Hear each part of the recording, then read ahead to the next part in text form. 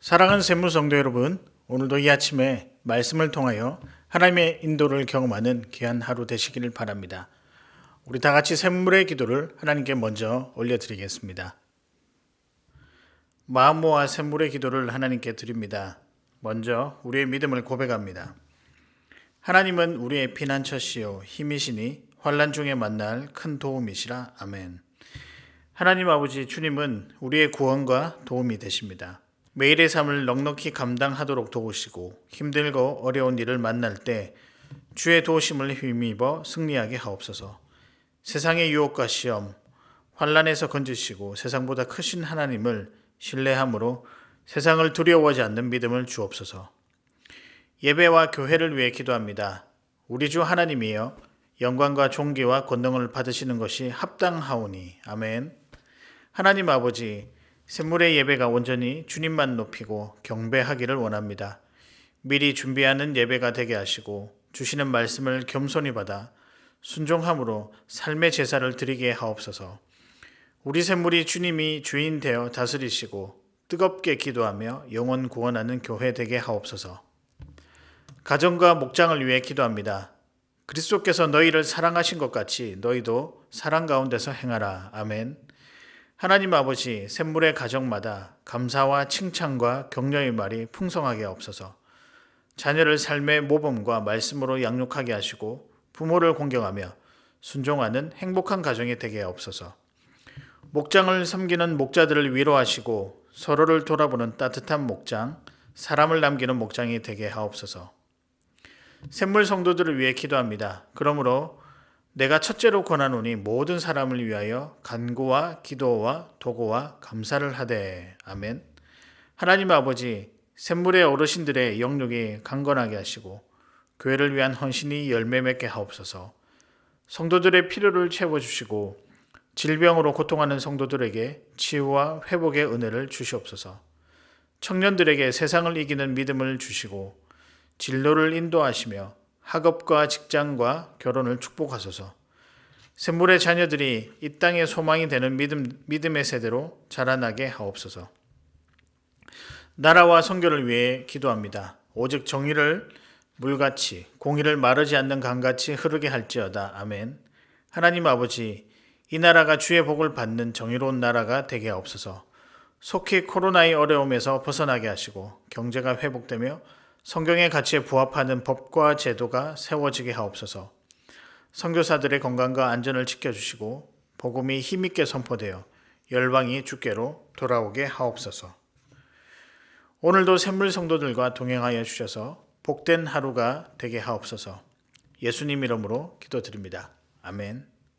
오늘 저와 여러분이 함께 나누실 말씀은 사무엘상 17장 1절에서부터 11절까지의 말씀입니다. 블레셋 사람들이 그들의 군대를 모으고 싸우고자 하여 유다에 속한 소고에 모여 소고와 아세가 사이의 에베스담밈의 짐침에 사울과 이스라엘 사람들이 모여서 엘라 골짜기에 진치고 블레셋 사람들을 대하여 전열을 벌였으니 블레셋 사람들은 이쪽 산에 섰고 이스라엘은 저쪽 산에 섰고 그 사이에는 골짜기가 있었더라. 블레셋 사람들의 진영에서 싸움을 도두는 자가 왔는데 그의 이름은 골리앗이요 가드 사람이라. 그의 키는 6규빗 한 뼘이요 머리에는 놋투구를 썼고 몸에는 비늘 갑옷을 입었으니 그 갑옷의 무게가 놋 5,000세겔이며 그의 다리에는 놋 각반을 쳤고 어깨 사이에는 놋 단창을 메었으니 그 창 자루는 배틀채 같고 창 날은 철 600세겔이며 방패든 자가 앞서 행하더라. 그가 서서 이스라엘 군대를 향하여 외쳐 이르되 너희가 어찌하여 나와서 전열을 벌였느냐. 나는 블레셋 사람이 아니며 너희는 사울의 신복이 아니냐. 너희는 한 사람을 택하여 내게로 내려보내라. 그가 나와 싸워서 나를 죽이면 우리가 너희의 종이 되겠고 만일 내가 이겨 그를 죽이면 너희가 우리의 종이 되어 우리를 섬길 것이니라. 그 블레셋 사람이 또 이르되 내가 오늘 이스라엘의 군대를 모욕하였으니 사람을 보내어 나와 더불어 싸우게 하라 한지라.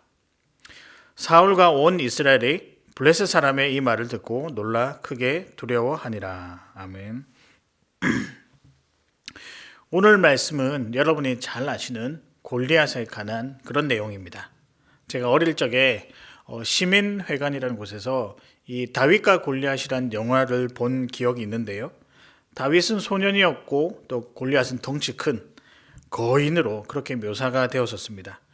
그리고 골리앗이 다윗을 향해 창을 딱 던질 때 많은 그 안에 있던 아이들이 안 돼라고 외쳤던 그런 기억이 납니다.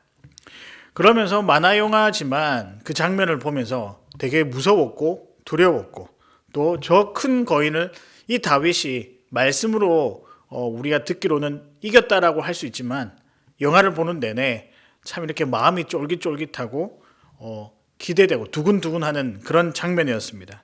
과연 다윗이 골리앗을 이길 수 있을까라고 생각을 했었습니다. 여튼 오늘 본문은 다윗과 대적했던 이 골리앗에 관한 내용입니다. 오늘 본문을 통해서 주님께서 우리에게 주시는 메시지는 무엇인가 우리 성도님들과 함께 말씀을 살펴보고자 합니다. 오늘 본문을 통해서 주님께서 주시는 메시지 첫 번째는 보이는 것이 전부가 아니다라는 것입니다. 우리가 수많은 것을 보지만 진짜 보아야 할 것은 따로 있다는 것입니다. 지금의 형편 너머에 있는 하나님을 보는 것이 진짜 보는 것이라고 말씀드릴 수 있습니다. 사랑하는 성도 여러분, 하나님이 보여주시는 것을 바라보시는 귀한 성도님들 되시기를 바랍니다. 거기에 소망이 있습니다. 이스라엘은 블레셋과의 전쟁 앞에서 현재 대치 중입니다. 이때 한 사람이 등장합니다. 4절에서부터 7절을 보면 싸움을 돕는 자가 왔는데 가드 사람 골리앗이라고 합니다. 굉장히 큰 사람, 싸움을 도두는 한 사람이 등장했는데 그 사람이 골리앗이었습니다. 그에 대한 묘사를 잘 살펴보니까 3m에 육박하는 거구인데다가 갑옷 그리고 무기들 그것들을 보면 어마어마한 그런 장면이라고 또 규모라고 볼 수 있고요. 그런 사람들과 만약에 싸움을 한다면 그냥 포기하는 것이 참 좋겠다라는 생각이 들 정도로 위압적이고 굉장히 압도적인 그런 모습을 우리가 볼 수 있습니다.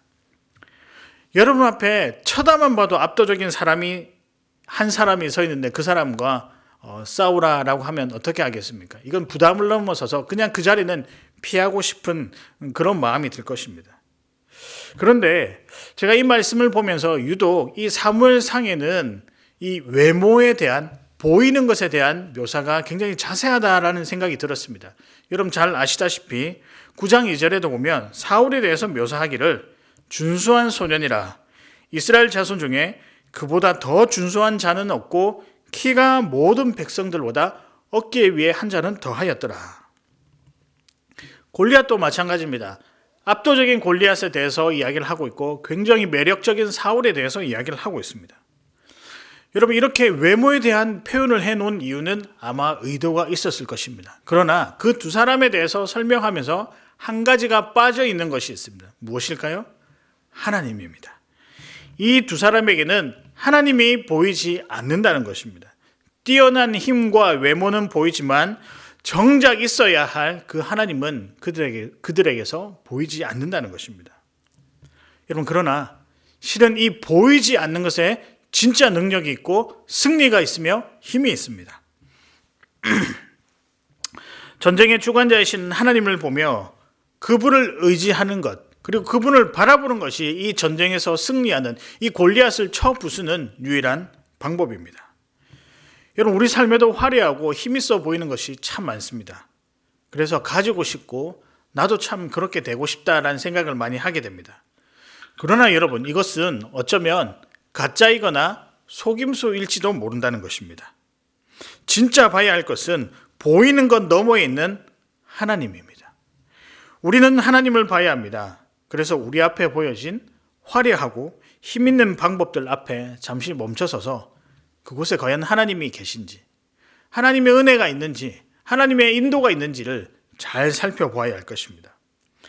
우리 하나님은 부족하고 연약해 보이는 다윗을 통하여 골리앗을 이기게 하시는 계획, 이스라엘 백성들을 구원하시고자 하는 계획, 또 블레셋 군대들을 물리치고 이스라엘을 구원하신 그런 계획들을 가지고 계셨습니다. 이는 하나님을 볼 때 정확하게 현실을 볼 수 있다는 증거입니다. 사랑하는 성도 여러분, 힘이 있고 화려해 보이는 것이 여러분 눈에 많이 보이십니까? 그러나 그 너머에 있는 하나님을 바라보시기 바랍니다. 여전히 졸지도 아니하시고 주무시지도 아니시는 역사의 주관자, 우리 삶의 으뜸 되시는 그 하나님을 보시길 바랍니다.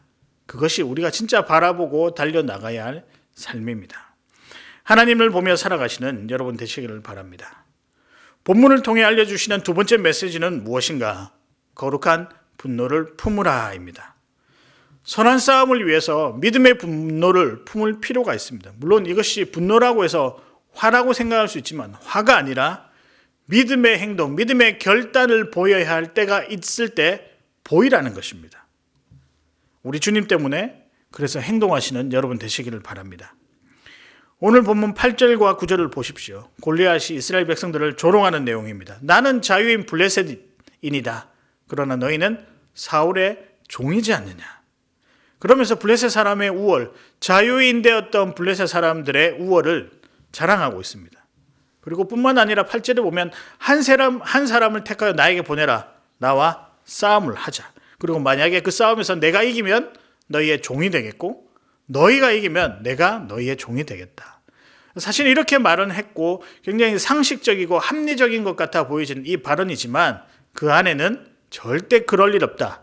이스라엘을 조롱하는 그런 뜻이 담겨 있는 그런 발언들이었습니다. 여러분, 그러나 참 안타까운 것은 이러한 조롱과 모욕을 당하고서도 이스라엘 백성들, 군사들 중에 그 어느 하나 분을 내는 자가 없었다는 것입니다. 목숨 걸고 내가 저 사람과 한번 붙어보겠습니다. 1대1로 한번 싸워보겠습니다. 라고 하는 사람이 한 사람도 없었다는 것입니다. 11절 말미에는 놀라 크게 두려워하다. 그런 골리앗의 모욕 가운데 그들은 놀라고 두려워했다라는 표현이 나옵니다. 여러분, 이에 대해 한 사람의 반응이 조금 달라지는데요. 오늘 읽지는 않았지만 17장 45절에 다윗이 어떻게 반응하냐면 나는 만군의 여호와 이름 곧 내가 모욕하는 이스라엘 군대의 하나님의 이름으로 내게 나아가노라.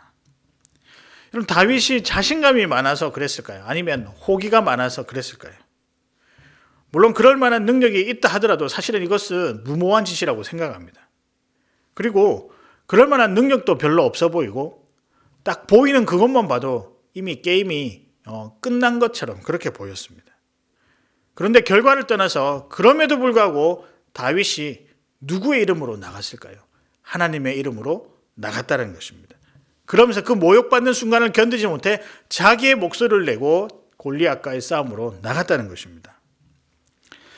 담임 목사님께서 우리 자녀들을 위한 기도문 그 중에 식사 기도하는 자녀가 되게 해 주십시오. 어디서든 식사 기도하는 자녀가 되게 해달라는 그런 기도 제목이 생각이 났습니다.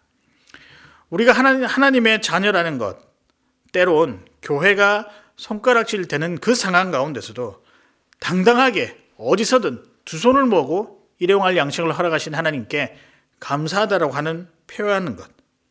여러분, 어쩌면 이것이 거룩한 분노의 모습일지도 모릅니다. 결국 거룩한 분노란 내가 어떤 사람인지를 알고 그 사람답게 행하는 것을 그 분노라고 생각을 합니다.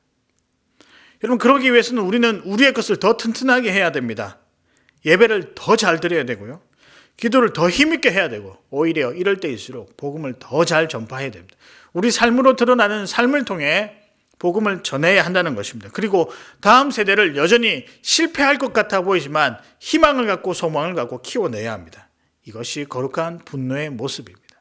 화가 아니라 믿음의 고백들을 당당하게 해나가는 것이 거룩한 분노라고 할 수 있습니다. 아프간 때 피랍된 지체들을 위해 밤마다 온 성도가 모여서 저녁마다 기도했던 적이 있습니다. 그 중에 한 분 목사님의 말씀이 떠오르는데요. 이렇게 이야기하시는 것이었습니다. 여러분 힘드시죠? 그러나 이 고난이 진짜와 가짜를 구분하는 것인 줄 믿습니다. 그러니 더 당당하게 믿음의 고백들을 하시고 더 당당하게 예배하시고 더 당당하게 복음을 위해 살아가십시오 라고 말씀했었습니다.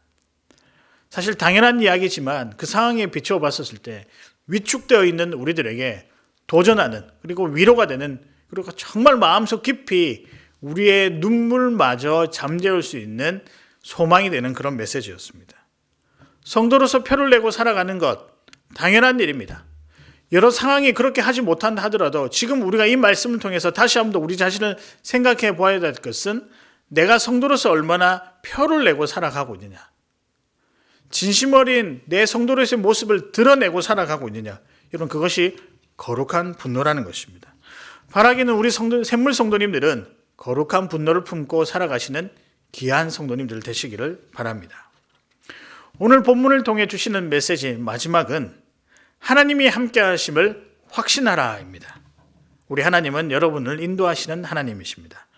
변치 않으시고 끝까지 여러분의 삶을 함께 걸어가 주시는 귀한 분이십니다. 이 하나님을 신뢰하며 살아가시는 우리 성도님들 되시기를 바랍니다.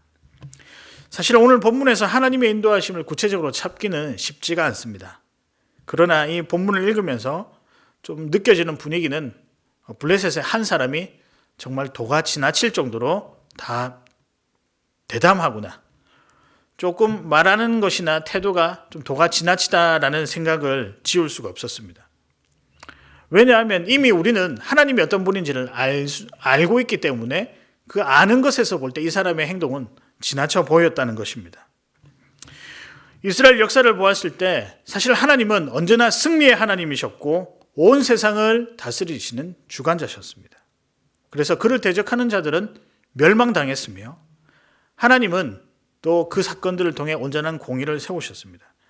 악한 자를 심판하시며 믿음의 선한 자들이 승리케 하시는 그런 분이셨습니다. 믿음의 눈을 가진 자라면 이 사실을 분명히 알았을 것입니다. 왜냐하면 이때까지 그렇게 보였던 하나님의 역사가 그 선한 자를 세우시고 악한 자를 무너뜨리신 그 일들이 그냥 이야기가 아니라 사실이었고 역사였기 때문입니다. 사실 우리는 우리 앞에 놓인 여러 상황들 때문에 좌절할 때가 참 많습니다. 내 미래는 내가 잘 먹고 살 수 있을까? 우리 자녀들은 혼탁한 세상 가운데 어떻게 살아갈 수 있을까? 믿음을 가졌지만 현실은 또 다른 문제야 라고 생각하며 그렇게 살아온 경우가 참 많습니다. 저도 가끔씩 그런 생각이 듭니다. 저의 자녀를 보고 앞으로 걸어갈 것을, 이 혼탁한, 이 어지럽고 힘든 세상을 걸어갈 것을 생각하면 때로는 밤에 잠이 안 올 정도로 걱정이 되곤 합니다. 믿음을 가졌지만 하나님의 인도를 생각하기보다 지금의 내 형편을 내 상황에 맞게 해석하는 것에 몰두하곤 하고 또 살아갑니다. 우리 부모들도 우리를 그런 마음으로 생각하며 지냈고요. 또 그 윗세대도 다음 세대를 생각하며 염려하며 지냈습니다. 근데 여러분, 우리가 잘 못 살고 있습니까? 아닙니다. 우리가 믿음 안에서 그래도 잘 살고 있습니다. 주신 믿음들이 약해져 보일 때도 있고 갈등 가운데 있을 수도 있고 좀 부족해 보일 수도 있지만 그래도 믿음의 고백들을 하려고 하며 또 하고 애를 쓰며 살아가고 있는 것이 우리의 모습입니다. 하나님의 인도가 여전히 진행 중이며 하나님의 역사가 멈추지 않고 단 한 번도 멈추지 않고 진행되고 있다는 사실을 우리가 확신해야 할 것입니다. 어떤 사람들은 현대에 와서 교회가 많이 쇠퇴할 것이다. 특별히 코로나로 인해 많이 쇠퇴할 것이다 라고 염려하는 사람들이 있습니다. 그러나 아직도 복음의 능력은 나타나고 있습니다. 주님 다시 오실 때까지 이 교회는 사라지지 않을 뿐더러 이 교회를 통하여 주님이 다시 오시는 그 준비를 정확하게 할 것이라고 확신합니다. 하나님은 교회를 통해 여전히 일하시고 계시며 교회된 우리를 통해 주님의 역사가 진행되고 있습니다. 그런 의미에서 하나님의 인도는 멈추지 않고 있습니다.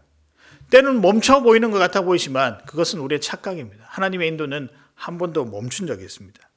이스라엘 백성들을 지키시고 보호하신 그 역사 속에 등장했던 그 하나님이 지금 성도로서 살아가는 우리 인생의 역사 가운데서도 여전히 그 자리를 지키고 계신다는 것입니다. 이 확신, 하나님이 우리와 함께 하신다는 이 확신이 우리 가운데 있어야 할 줄 믿습니다. 말씀을 마무리하고자 합니다. 보이는 것이 전부가 아닙니다. 그 너머에 있는 하나님, 그 하나님의 역사를 보는 귀한 성도님들 되시기를 바랍니다. 아울러 성도이기 때문에 거룩한 분노를 품고 살아가시는 여러분 되시기를 바랍니다. 거룩한 분노는 우리가 성도로서 당당하게 살아가는 것, 부끄러워하지 않고 살아가는 것입니다. 마지막으로 하나님의 인도하심을 확신하며 살아가는 것입니다. 오늘 본문을 통해 우리에게 알려주신 메시지들입니다.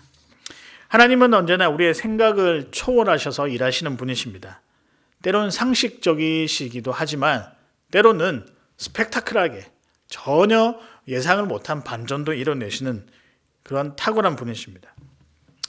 그 일하심의 결과들은 항상 그분의 영광과 자녀된 우리들을 지키시고 보호하시기 위해 하셔서 그렇게 하셨다는 것, 그것을 매번 느낍니다.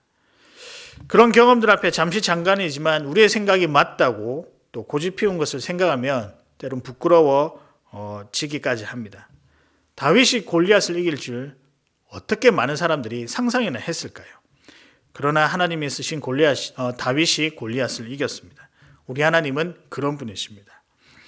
이 하나님이 우리 삶을 간섭하시고 인도하십니다. 그런 분이 여러분의 주인 되십니다.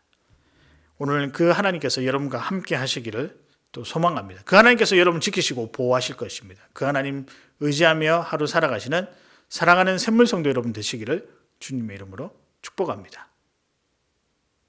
이 시간 함께 나누실 기도의 제목은요, 우리가 먼저 하나님을 잘 바라볼 수 있도록 기도해 주시고요. 두 번째는 내가 그리스도인이라는 것, 하나님의 자녀라는 것을 당당하게 보일 수 있는 사람 되게 해달라고 기도하시고요.